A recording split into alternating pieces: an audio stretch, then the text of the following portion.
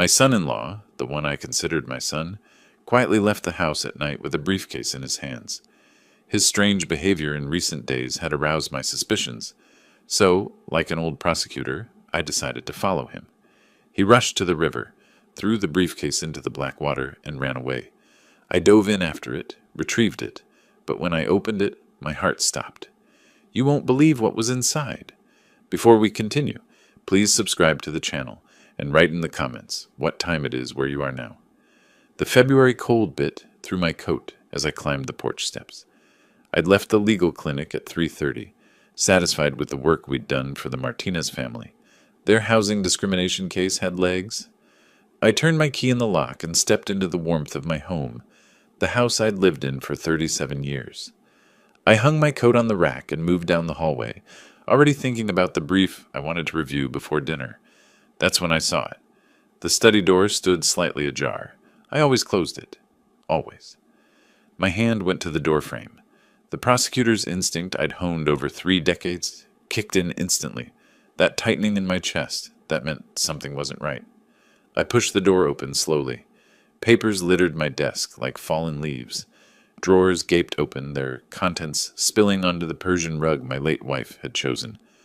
My father's photograph, him in his army uniform, 1943, hung crooked on the wall. But what stopped my breath was the bookshelf. Someone had moved it aside. The safe stood exposed, its door hanging open like a mouth frozen mid-scream.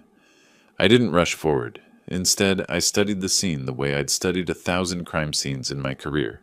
No broken glass, no muddy footprints. The window latches were secure. Whoever did this had walked through my front door. I approached the safe and looked inside. The velvet-lined interior was nearly empty.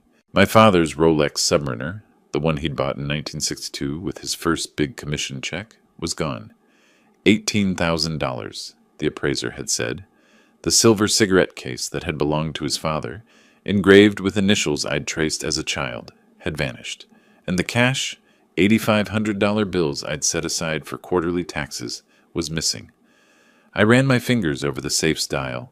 No scratches, no damage. Someone had opened it with the combination. Only 3 people knew that combination. Me, my daughter Evelyn, and her husband Austin. The realization settled over me like ice water. I stood there for a long moment, letting it sink in, feeling the sharp edges of betrayal, cut into places I didn't know could still hurt. Then I turned and walked toward the living room. The television was on, some cooking show with a too enthusiastic host. Austin sprawled on my couch, his feet up on my coffee table, wearing the same wrinkled shirt he'd had on that morning. Evelyn sat in the armchair, hunched forward, biting her thumbnail. Neither looked up when I appeared in the doorway. I watched them for several seconds. Austin laughed at something on the screen. Evelyn stared at her hands. Were either of you in my study today? My voice came out steady, professional, the voice I'd used in 100 courtrooms. Austin's head snapped around. What? No. Why? Someone broke into my safe. I kept my eyes on Evelyn. My father's watch is gone. The cash for my tax payment. The cigarette case. Evelyn's face went pale. She still wouldn't look at me. Austin jumped to his feet. Are you serious? Someone robbed you? When? We've been here all day. We would have heard something. Would you? I shifted my gaze to him. Evelyn? She opened her mouth, closed it. Her hands trembled in her lap. I don't know anything about it, Dad. Really? Austin's voice climbed an octave. You're asking us? You think we had something to do with this? I let the silence stretch. In my years prosecuting, I'd learned that guilty people filled silence with words. Innocent people let questions breathe. This is unbelievable, Austin threw his hands up. After everything we've done for you, living here, helping you out since Mom died, and you're accusing us of stealing? I haven't accused anyone of anything, I said quietly. I asked a question. Well, the answer is no. He paced now, agitated energy radiating off him. Maybe you misplaced them, Victor. You're not getting any younger. Memory plays tricks at your age. Did you check your other drawers? Maybe you put them somewhere else and forgot. The knife twisted deeper. I was 63, not senile. The safe was opened with the combination, not broken into. Opened. Austin stopped pacing. Something flickered across his face. Fear, maybe, or calculation. Well, it wasn't us. Maybe someone watched you open it. Or maybe you wrote the combination down somewhere and someone found it. I never wrote it down. Then I don't know what to tell you. His voice had taken on a desperate edge. We didn't do it. Why would we? We live here, for crying out loud. You've given us a roof over our heads. I walked to the kitchen phone, keeping them in my peripheral vision. Evelyn had started crying silently, tears running down her cheeks. Austin watched me with the intensity of a cornered animal. I dialed 911 and waited for the operator. Yes, I need to report a theft. Valuables taken from a safe in my home. No forced entry. Fine, Austin shouted. Call them. We've got nothing to hide. They'll prove we had nothing to do with this. I gave my address to the operator, answered her questions with the same professional detachment I'd once used when giving testimony. As I spoke, I watched Austin's face drain of color. He sat back down heavily. Evelyn buried her face in her hands. They're sending someone, I said, hanging up. We'll wait. The next hour crawled by in thick silence. Austin stared at the television without seeing it. Evelyn didn't move from her chair. I sat at the kitchen table, making a list of the missing items and their approximate values, noting the last time I'd seen each one. Habit from decades of building cases. Document everything. Create a timeline. Let the evidence speak. When I looked up, Evelyn was watching me from the living room, her eyes red and haunted. She looked away quickly when our gazes met. The doorbell's ring cut through the tension like a blade. Detective Mark Caldwell had tired eyes and the slow, methodical movements of someone who'd seen too much and been surprised by too little. He couldn't have been more than 50, but he carried himself like an older man, shoulders slightly hunched beneath his wool coat. I led him to my study, and he stood in the doorway for a moment, taking it all in the way I'd once assessed crime scenes. No forced entry, he said. It wasn't a question. None that I found. He pulled out a notepad and began photographing the room with his phone, then crouched by the safe with a small flashlight. Combination lock, no scratches on the dial, no damage to the frame. He looked up at me. Whoever did this knew the combination. Only my daughter and her husband know it besides me. Caldwell's expression didn't change.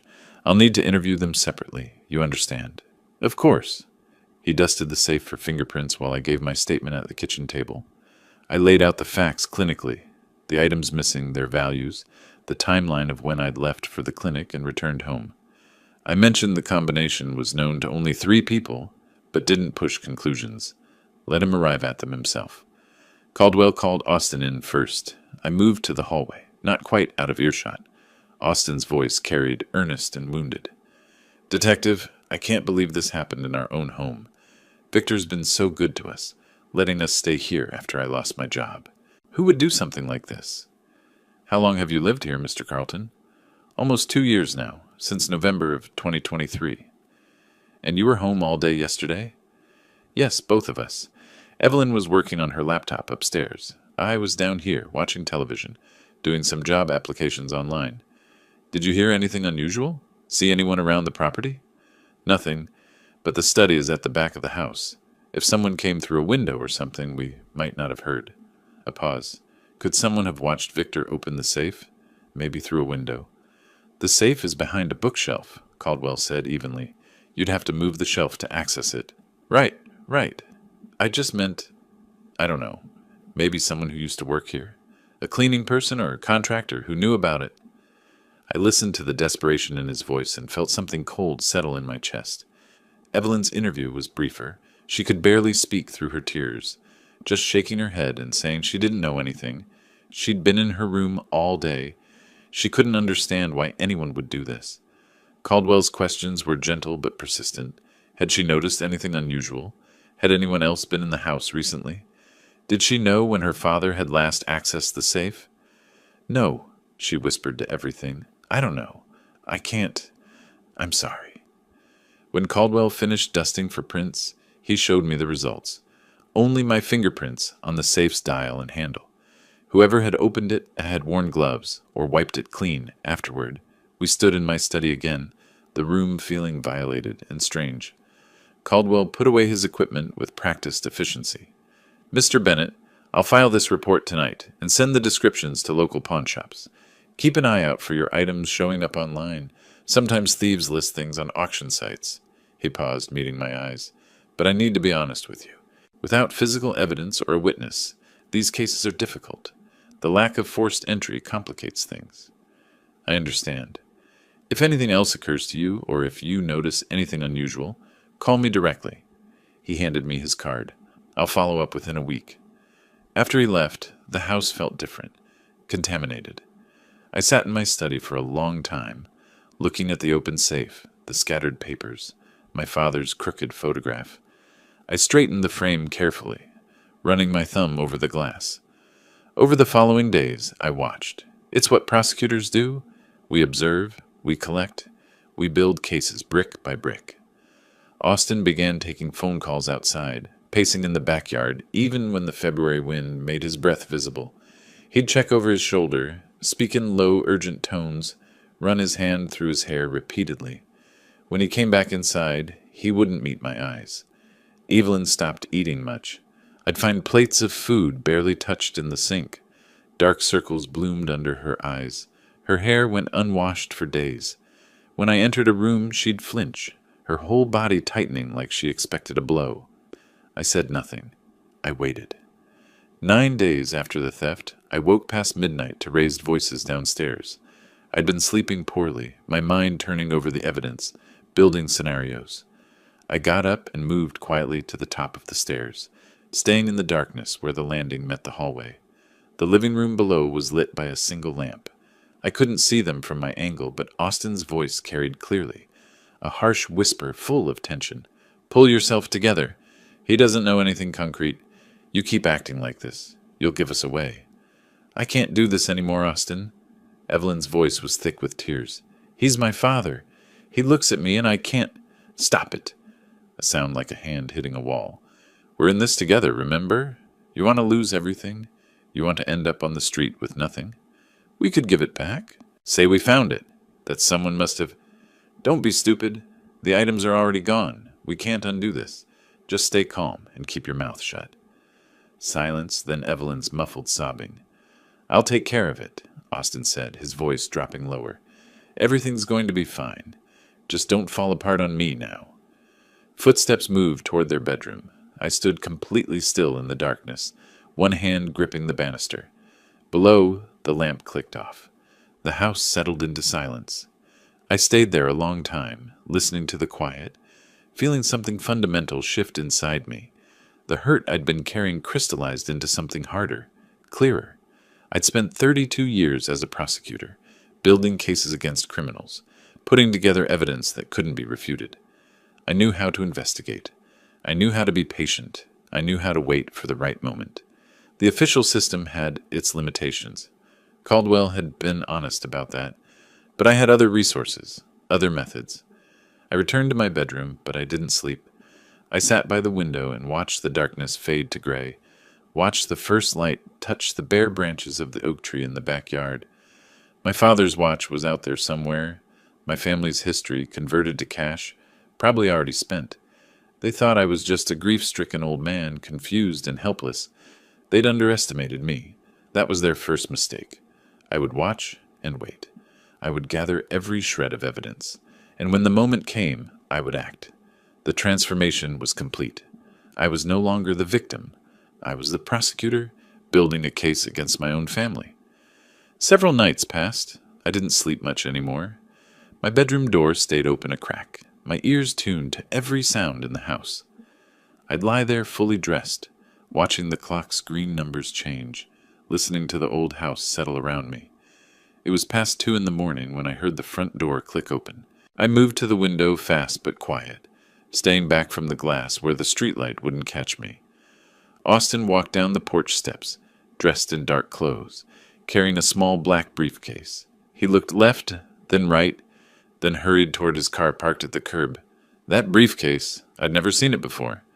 My keys were already on the dresser. I grabbed them, pulled on my dark jacket, and went down the back stairs. Through the kitchen, out the rear door, across the yard to the garage. I had my car started and rolling onto the street 30 seconds after Austin's taillights disappeared around the corner. I stayed back, letting 2 blocks open up between us when the streets were empty, closing the gap when we hit intersections. Old instincts from working surveillance details with police detectives came back like muscle memory. Austin took surface streets, heading east, avoiding the highway. Another suspicious choice. He drove toward the Willamette River, cutting through industrial areas where nobody would be walking at this hour. I killed my headlights when he slowed down, relying on moonlight and the occasional street lamp. My heart hammered against my ribs, but my hands were steady on the wheel. Austin parked near the East Bank Esplanade, where the bridge access meets the waterfront. I pulled over 300 feet back, cut the engine, watched. He got out, briefcase in hand, and stood by his car scanning the empty street. Satisfied he was alone, he started down the slope toward the river.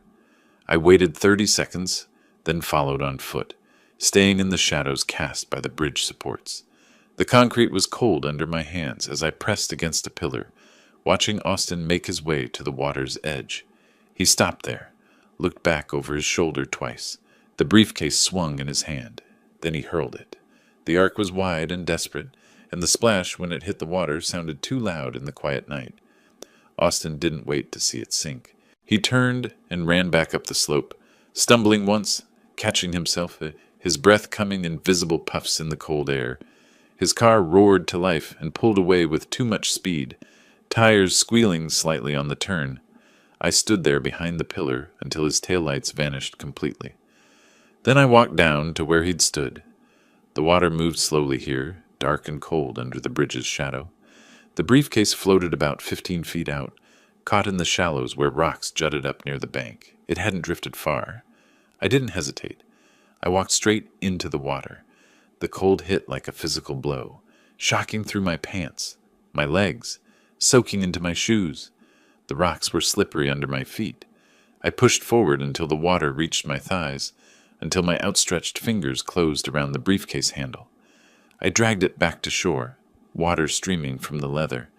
My hands shook from cold, not fear, as I popped the latches. They opened easily. Inside, wrapped carefully in layers of plastic bags, my father's Rolex, the second hand still sweeping smoothly around the dial. The silver cigarette case with my grandfather's initials catching the moonlight, stacks of $100 bills sealed in plastic, completely dry. All of it, everything he'd stolen. I stood there knee-deep in the freezing February water, holding the briefcase, and felt something final settle in my chest. Austin had stolen from me. When Detective Caldwell started investigating, Austin panicked and decided to destroy the evidence, throw it all away rather than risk being caught. But he'd failed, and now I held every piece of proof I needed. My son-in-law was a thief. My daughter had watched him do it, had protected him, had chosen him over me. They'd looked me in the eye and lied. They'd made jokes about my age, my memory, as if I were too senile to understand what they'd done. They'd underestimated me completely. I waded back to shore, my legs numb, water squishing in my shoes with each step. The briefcase felt heavier than it should, not from the items inside, from the weight of what they represented. Betrayal, evidence, justice waiting to be served. I carried it back to my car, set it carefully on the passenger seat. My pants dripped onto the floor mat. The heater blasted warm air that did nothing to touch the cold that had settled deep in my bones. Not the cold from the river. Something else. Something that had frozen solid the moment I'd heard Austin's footsteps running away from that thrown briefcase. I drove home slowly, methodically, following traffic laws precisely. My mind was already 10 steps ahead, planning, organizing, building the case the way I'd built 1,000 cases before. Secure the evidence, gather corroborating proof, build an airtight argument, execute with precision.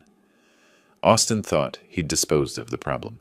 He'd return home, crawl into bed beside my daughter, and sleep soundly believing he'd protected himself. He had no idea what was coming. The house was dark when I pulled into the garage. I sat in the car for a moment, briefcase on my lap, and let myself feel it. Not rage, not grief, but cold certainty. This wasn't about anger anymore. This was about justice. This was about showing them exactly what happened when you stole from someone who'd spent his entire career prosecuting criminals. I got out of the car, closed the garage door quietly, and carried my father's watch back into the house where it belonged. The next morning, I drove downtown with the briefcase in a duffel bag on the passenger seat. I hadn't taken it back inside the house. That would have been foolish. Austin might go looking for it, realize it had been found. Better to secure it properly before making any moves. My bank opened at 9. I'd been a customer there for 40 years, and the manager processed my request for a safety deposit box without any questions beyond the routine paperwork.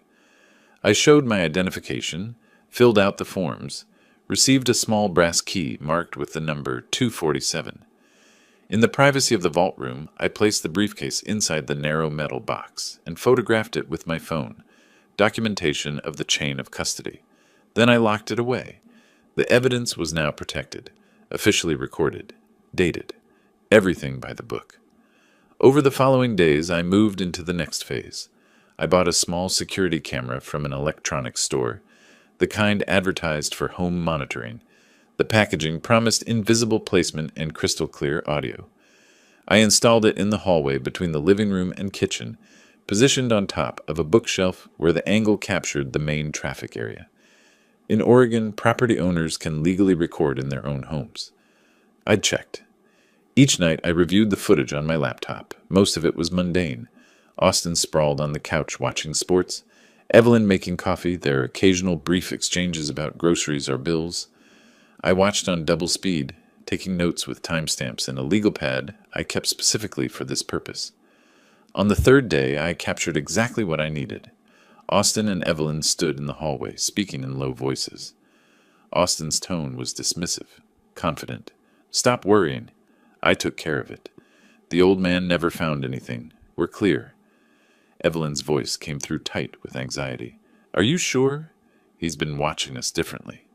"He's got nothing," Austin said. "Just relax and act normal." I replayed it 5 times, transcribed every word, marked the file as Exhibit C in the case folder I was building.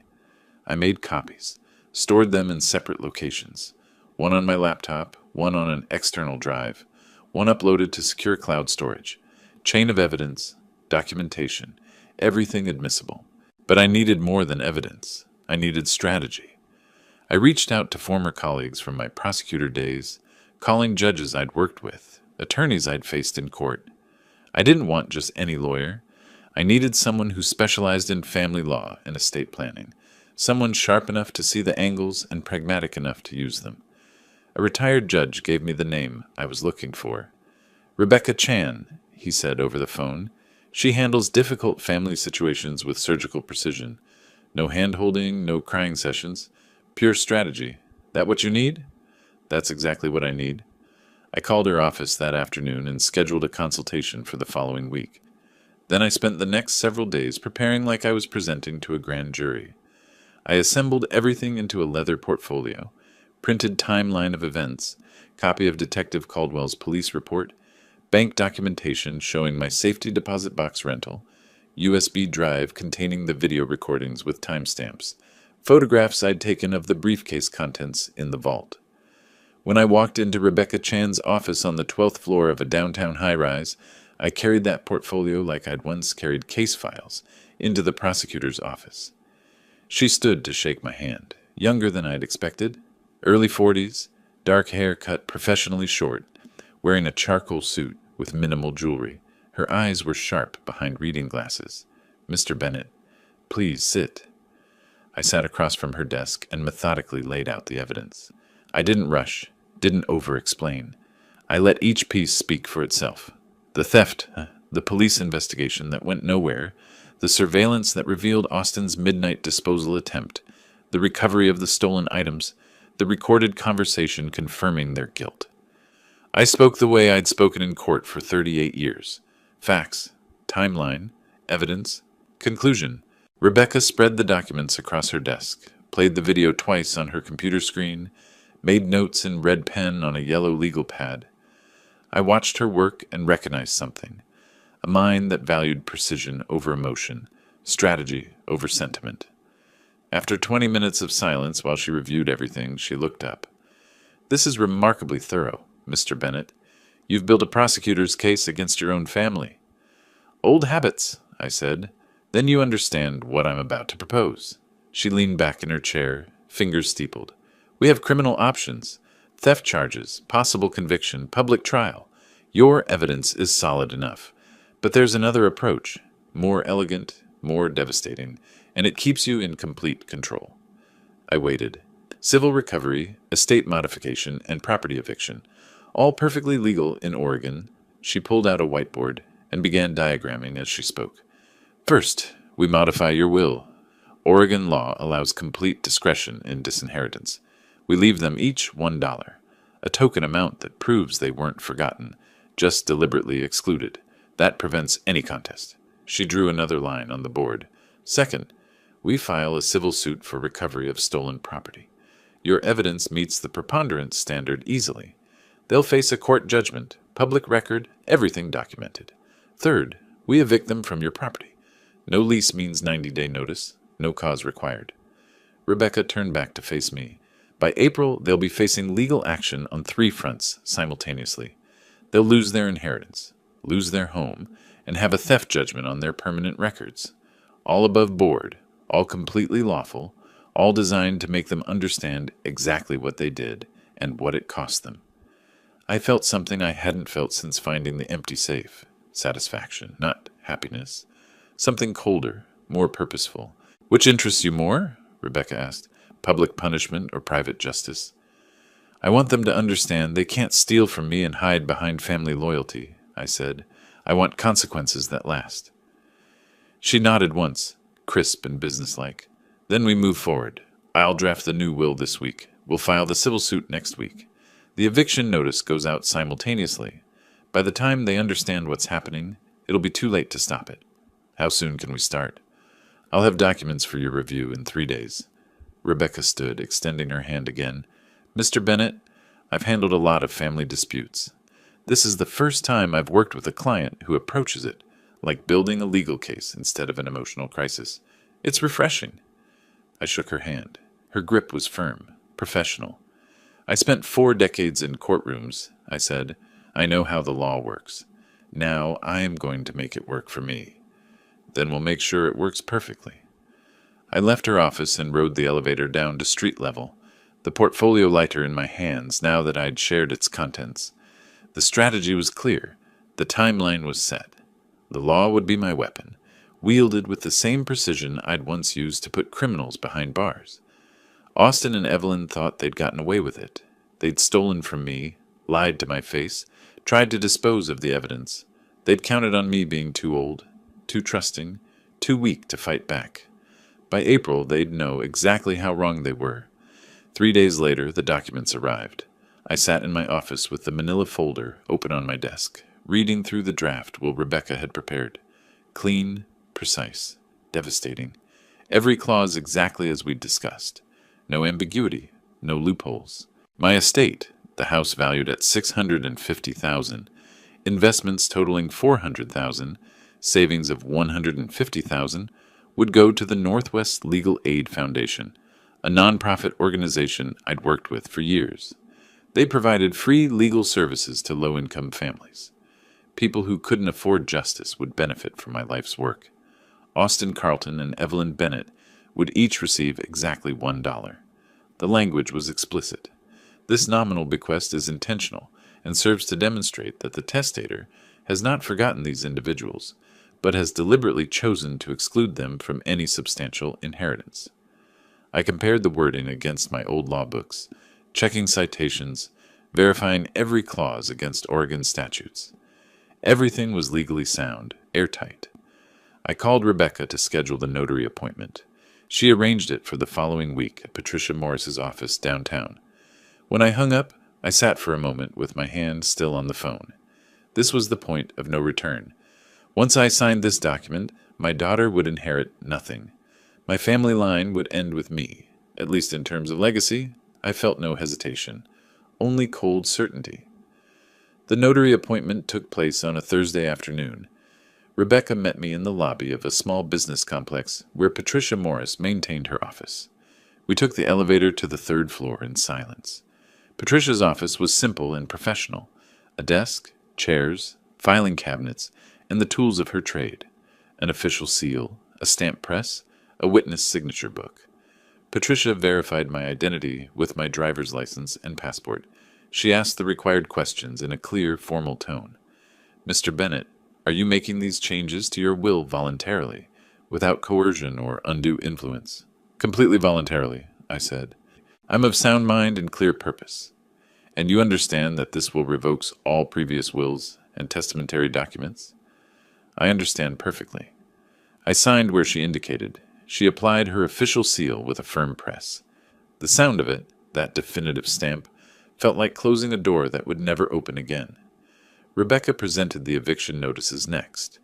Under Oregon law, I could terminate residency with 90 days written notice when no formal lease existed. Austin and I had never signed a lease.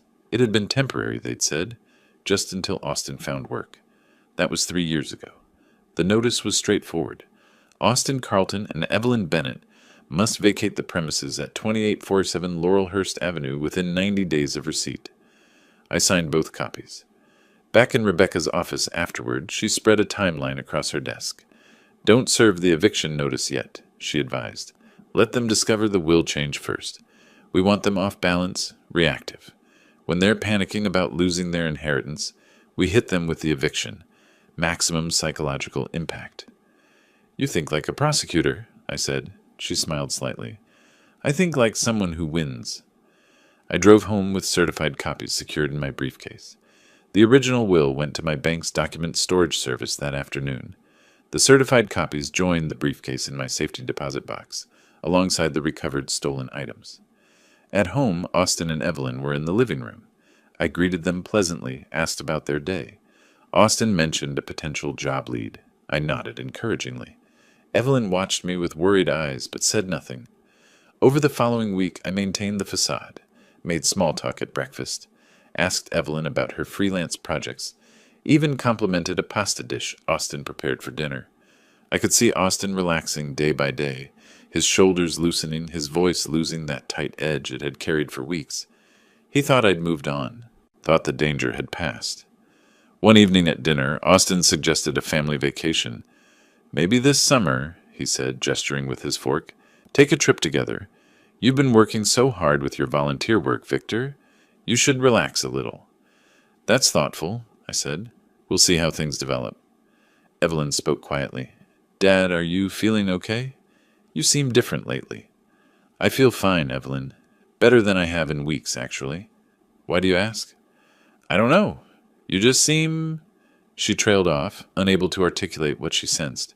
I'm just enjoying my home and my life, I said warmly. Nothing wrong with that. But she kept watching me with those worried eyes. She knew something had changed. She just didn't know what. I excused myself after dinner and returned to my office. From my desk, I could hear Austin laughing at something on television. The sound carried up the stairs, carefree and confident. Let him laugh. Let him relax. Let him think he's safe. The trap was set. Now I just had to wait for it to spring.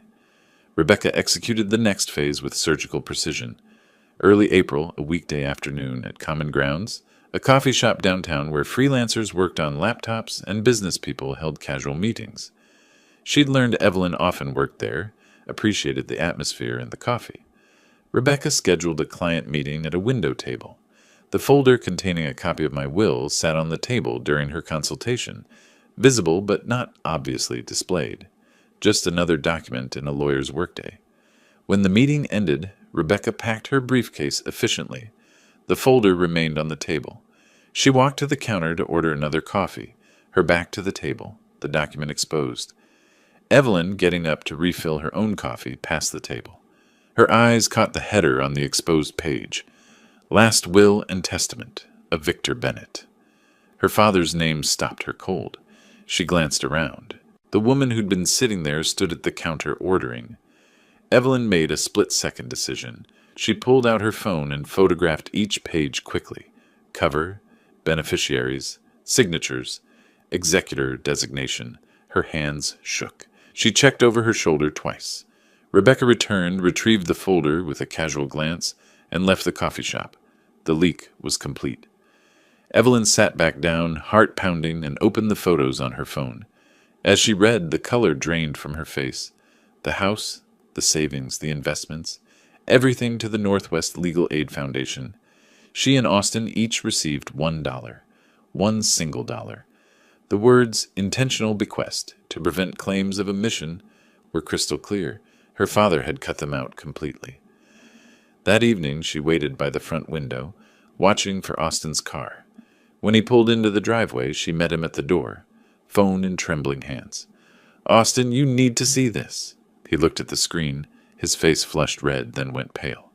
"Where did you get this?" "A lawyer left it at a coffee shop. I saw Dad's name and "When was it signed?" he demanded, grabbing the phone. "Find the date." She scrolled to the signature page. 3 weeks ago, late March. Austin's explosion was immediate. 3 weeks and he said nothing?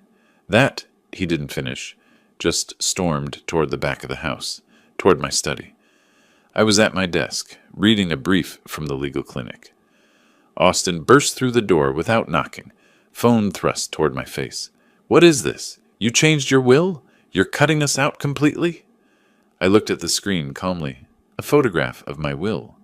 I leaned back in my chair, hands folded. That appears to be a photograph of a legal document.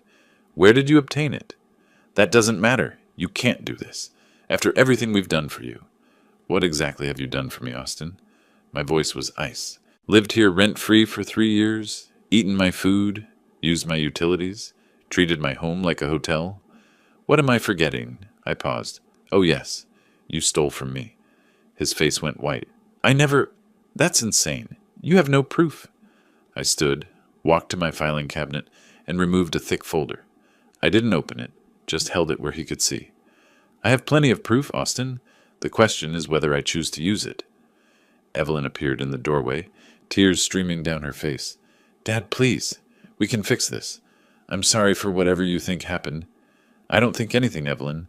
I know what happened, and this is the consequence." I opened my desk drawer and removed 2 envelopes, handed one to each of them. Official 90-day eviction notices, prepared on Rebecca's law firm letterhead. "You have 90 days to find other accommodations. I suggest you start looking immediately." Austin's hands shook as he opened the envelope. 90 days? You're evicting us? Your own daughter? You've been living here without a lease. Oregon law allows termination of residency with 90 days' notice. Consider yourself noticed. We'll fight this. Austin's voice climbed toward shouting. We'll challenge the will. We'll prove you're not competent to make these decisions. I almost smiled. I've been evaluated by 3 independent physicians in the past month. Perfect cognitive function, excellent mental health. I had a notary verify my competence when signing the will. But please, hire an attorney. Waste your money. You're going to need it. Evelyn's voice was barely a whisper. How can you be so cruel? I'm your daughter. I met her eyes. And that makes your betrayal so much worse. They retreated to their bedroom, Austin still shouting threats, Evelyn sobbing. I sat back down at my desk and returned to my reading. From upstairs I could hear Austin's voice, still raised, arguing with Evelyn about what to do next. Let him shout. Rage changed nothing. The law was on my side, and I'd built my case too carefully to be defeated by empty threats from a desperate thief. The first strike had landed. They knew they were beaten, but they'd fight anyway. That was fine. Every legal challenge they filed would only drain their resources and prove their guilt further when they inevitably lost. I turned the page of my brief and continued reading.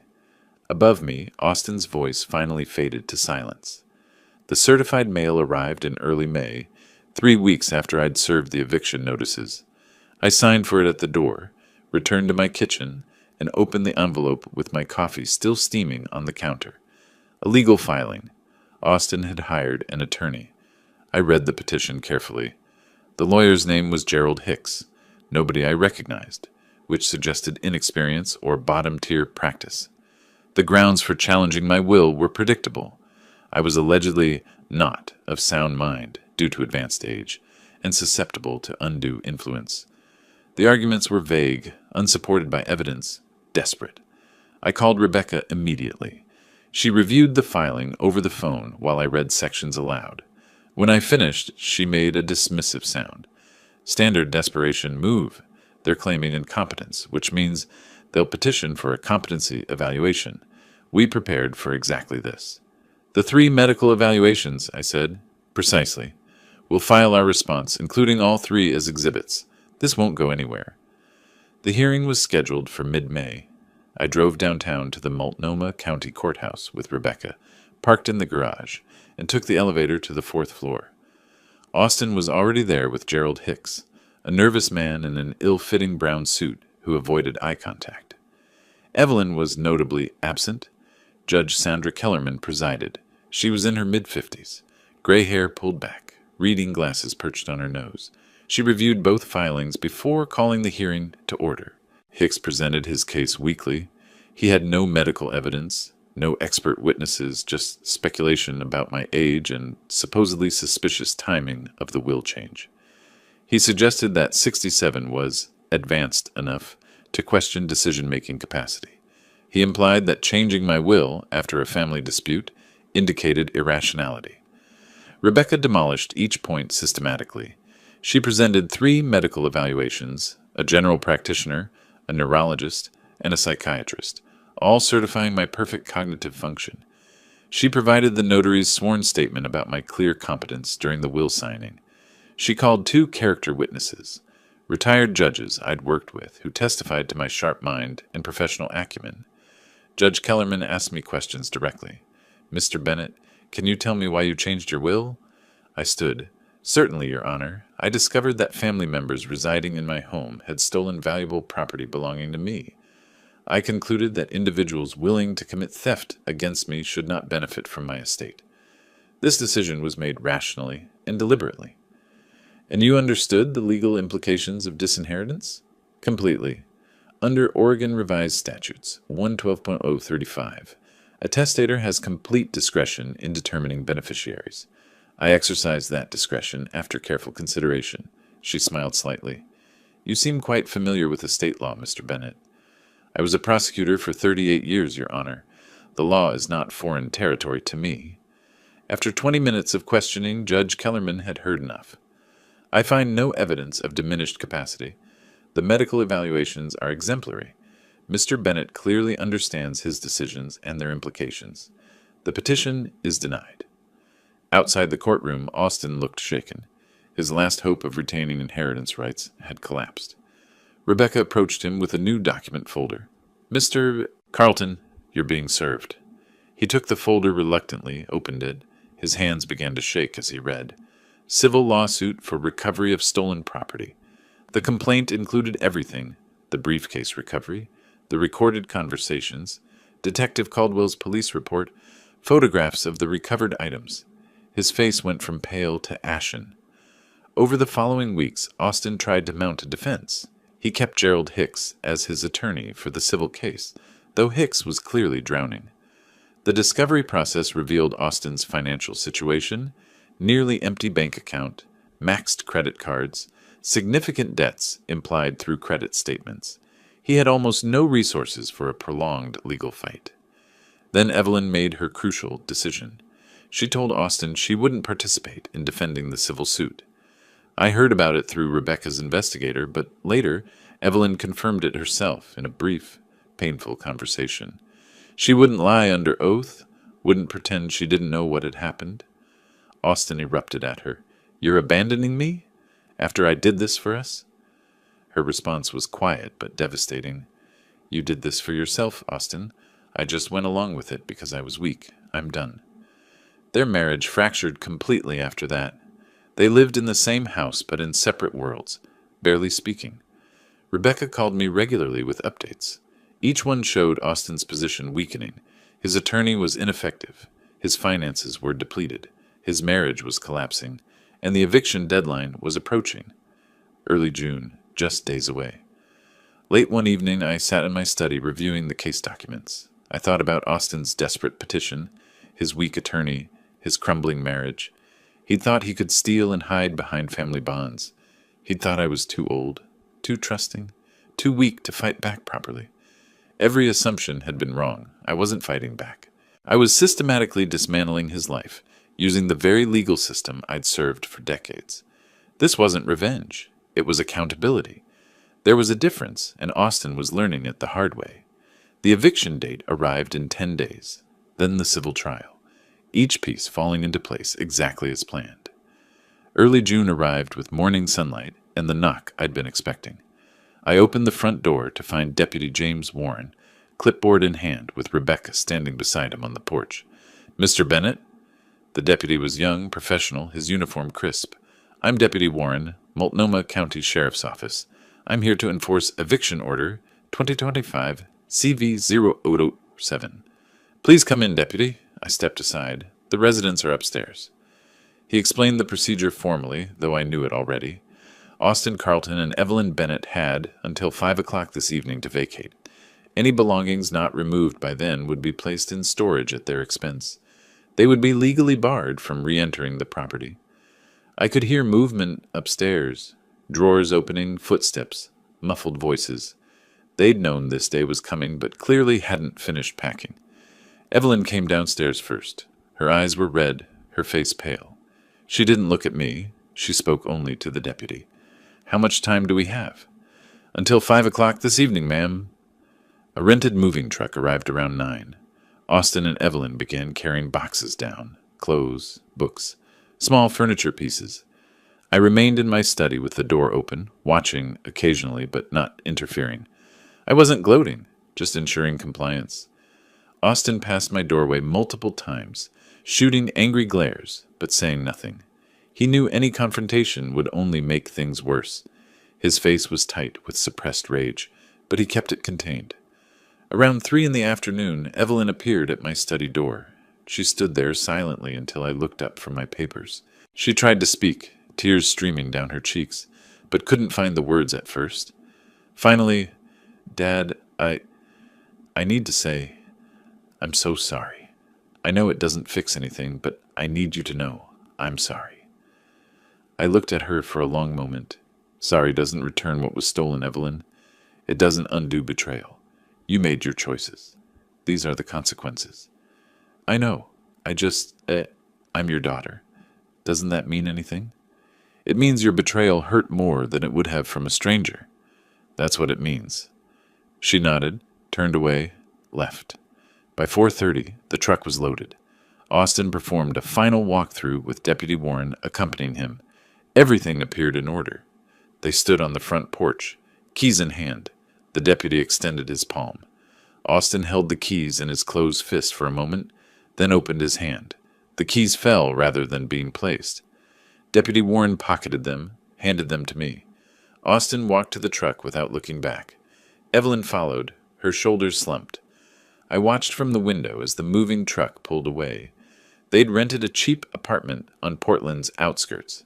Rebecca's investigator had confirmed it. A rough neighborhood, a small space, a drastic downgrade. I felt no guilt. Consequences are rarely comfortable. After they left, I walked through the empty rooms. Surprisingly clean. Evelyn's influence, probably. I called a locksmith. Within 2 hours, all exterior locks were changed. The next day, a security company installed a new alarm system. My house was mine again, and it would stay that way. That evening, I sat alone in my living room for the first time in 3 years. The silence was profound. No footsteps overhead, no muffled television, no tension, just quiet. I poured myself a whiskey. Not celebrating exactly, just acknowledging that something wrong had been corrected. 2 weeks later, the civil trial began. Judge Kellerman presided again. She remembered Austin's failed will challenge, which worked in our favor. Rebecca's presentation was methodical and devastating. She displayed photographs of the recovered items on a projector screen. She played the audio recording of Austin and Evelyn's conversation where Austin said, "I took care of it." She presented Detective Caldwell's testimony about the original theft report. She called me to the witness stand. I testified about the night of the river recovery. I heard the front door open around 2 in the morning. I looked out my window and saw Austin Carlton leaving with a briefcase. I followed him to the Willamette River. I watched him throw the briefcase into the water. After he left, I retrieved it. Inside was my property, my father's watch, the cigarette case, and my cash. Everything that had been reported stolen. Gerald Hicks attempted cross-examination. "Isn't it true, Mr. Bennett, that you were trespassing when you followed my client?" "No. I followed him on public streets and recovered property from a public waterway. No trespass occurred, but you were spying on him, invading his privacy. I was observing someone I suspected had stolen from me. That's not illegal. He gave up after 15 minutes. My prosecutor experience showed, I answered precisely. Didn't get rattled. Never volunteered more than asked. Judge Kellerman called a brief recess to review the evidence, then returned with her verdict. I find the defendant, Austin Carlton, liable for theft by conversion. The evidence is overwhelming and the defendant's defense is unpersuasive. Judgment for plaintiff in the amount of $29,500 for return of stolen property, plus $12,000 in attorney fees. Total judgment, $41,500 payable within 90 days. Outside the courthouse, I stood with Rebecca on the steps. She was satisfied. Complete victory on all fronts. Do you feel vindicated? She asked. I feel that justice was served, I said. That's enough. Austin had no money, no inheritance prospects, a collapsed marriage, and now a $41,000 judgment against him. His life was systematically dismantled. But there was one more thing. Rebecca mentioned it as we parted ways. The criminal charges, she said. Detective Caldwell can reopen the case now that we have the civil verdict, if you want to pursue it. I considered. Criminal prosecution would mean jail time for Austin, a felony record, complete destruction of any remaining prospects. Let me think about it, I said, but I already knew my answer. Rebecca called 1 week after the civil trial verdict. Her voice carried quiet anticipation. The civil judgment is entered. Now we can pursue criminal charges. The DA will take this case. You have documented evidence of felony theft. Are you ready to proceed? I'm ready, I said. What's the process? Take your evidence to Detective Caldwell. He'll write a supplemental report and forward everything to the district attorney. With the civil finding, this becomes a very strong criminal case. What about Evelyn? She didn't physically commit the theft or dispose of evidence. Knowledge of a crime isn't the same as participating in it. Austin will face charges alone. I spent the next day organizing my evidence package. Everything went into a 3-ring binder with tabbed sections: investigation, recovery, civil proceedings, evidence. I included copies of the civil judgment, the original police report, photographs of the recovered briefcase and contents, transcripts of the recorded conversation, my written statement about the river surveillance, a prosecutor building a case, which was exactly what I was. 2 days later, I sat across from Detective Caldwell at his desk in the central precinct. The bullpen was busy around us, phones ringing, detectives typing reports, the low hum of official business. I walked him through each piece of evidence methodically. He took notes, asked clarifying questions, nodded with understanding. This is remarkably complete, Mr. Bennett, he said. You've done my job for me. I was a prosecutor for 38 years. I know what you need. He leaned back in his chair. The property value is over $1,000. So this is theft in the first degree, Class C felony. 5-year maximum sentence. I'll recommend prosecution. How long before charges are filed? DA review, grand jury indictment. Probably 3 weeks. I'll keep you updated. The 3 weeks passed quietly. I maintained my routine. Volunteer work at the legal clinic, morning coffee on my reclaimed porch, evenings reading in my study. I didn't obsess over the case. I trusted the system to function as designed. Caldwell called in late July. Grand jury returned an indictment. Arrest warrant issued this morning. We picked him up an hour ago. He posted bail and was released. Thank you for the update, Detective. Austin's situation deteriorated rapidly. His employer placed him on unpaid leave pending resolution of criminal charges. Without income, his cheap apartment became barely affordable. Gerald Hicks agreed to represent him, but warned that criminal charges were different from civil. The burden of proof was higher, but Austin's civil liability already established his guilt. The preliminary hearing occurred in early August. I attended, sitting in the gallery with Rebecca. The prosecutor, a sharp young attorney named David Chen, presented the evidence to the judge. Austin's defense was non-existent. Hicks could only argue procedural points that went nowhere. The judge found probable cause and scheduled trial for late September. But after the hearing, Hicks pulled Austin aside. I didn't hear the conversation, but Rebecca's investigator reported it later. Hicks told Austin the brutal truth. he was going to lose at trial. The evidence was overwhelming. The best option, the only realistic option, was a plea agreement. Austin, broken and desperate, agreed. Hicks negotiated with Prosecutor Chen. Austin would plead guilty to theft in the first degree in exchange for probation instead of prison. The deal included 18 months supervised probation, 200 hours of community service, restitution, and a permanent felony conviction. The plea hearing occurred in mid-August. I attended. Austin stood before Judge Kellerman, the same judge from the civil case, and formally pleaded guilty. He admitted under oath to stealing my property and attempting to dispose of evidence. "Mr. Carlton," Judge Kellerman said, "you're pleading guilty to theft in the first degree. Do you understand this is a felony conviction that will remain on your record permanently?" "Yes, Your Honor." His voice was barely audible. "And do you admit that on or about February 10th, 2025, you did unlawfully take property belonging to Victor Bennett with intent to permanently deprive him of that property?" "Yes, Your Honor." "The court accepts your guilty plea. I hereby sentence you to 18 months supervised probation, 200 hours of community service, and restitution as determined by the civil judgment. You are also advised that this felony conviction carries consequences, including loss of certain civil rights and difficulties in employment.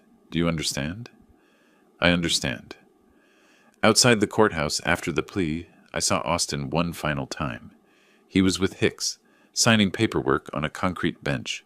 He looked 20 years older than he had 6 months ago, haggard, defeated, hollowed out. His cheap suit hung loosely on a frame that had lost weight.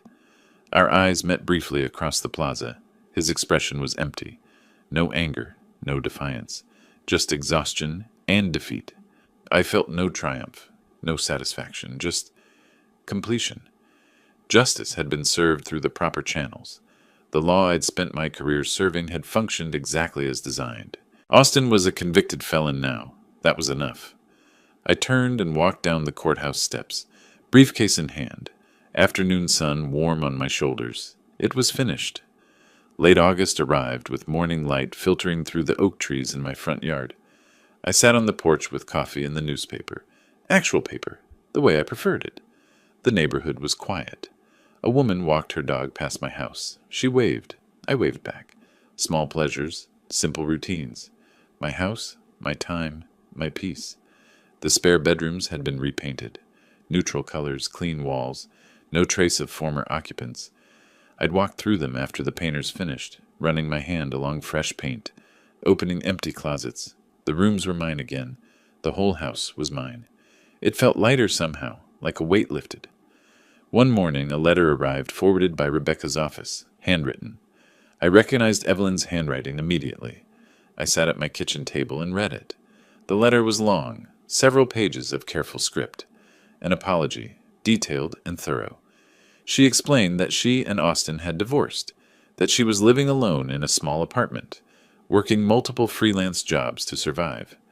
She took responsibility for her silence during the theft, admitted she should have stopped Austin or told me immediately. "You're my father," she wrote near the end. "I know I don't deserve forgiveness, but I'm asking anyway. Not for money or inheritance, just for the possibility of being your daughter again someday." I read the letter 3 times. She was my daughter. I'd raised her, loved her, supported her for 37 years, but she'd betrayed me, stood silent while her husband stole from me, chose his criminal behavior over honesty with me. The pain of that betrayal hadn't faded. I sat with the letter for several days, considering whether to respond. Ultimately, I didn't. Not out of cruelty, but because I'd said everything that needed saying. She'd made choices. Consequences followed. Perhaps years from now there might be room for limited contact, but not now, not yet.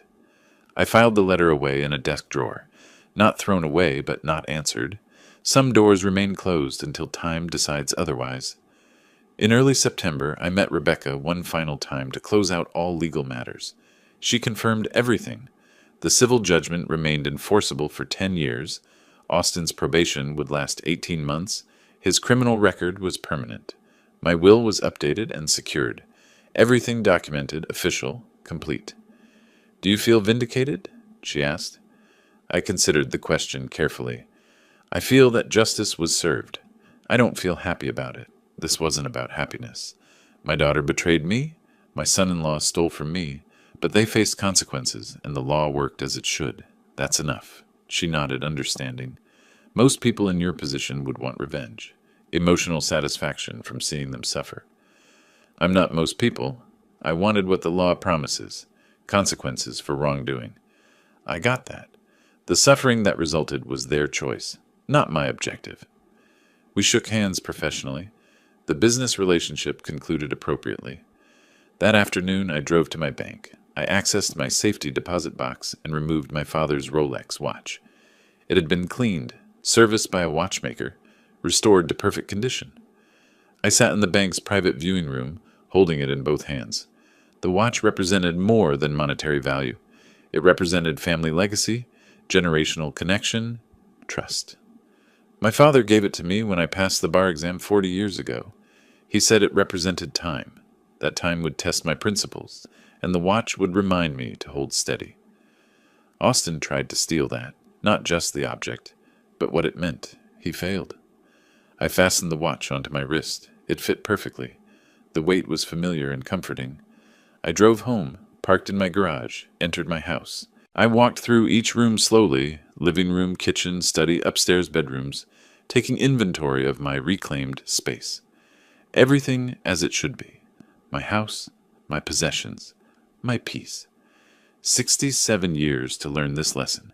Protect what's yours, not with walls or weapons, but with boundaries and consequences. The story ends on a quiet morning in early September. I'm sitting on my porch with coffee, my father's watch on my wrist, newspaper beside me. I'm not thinking about revenge or justice anymore. Those chapters are closed. I'm thinking about the volunteer work at the legal clinic this afternoon, the dinner I'll cook tonight, the book I'm reading. Simple things. Free things. I look at the watch, check the time. The second hand sweeps smoothly around the face.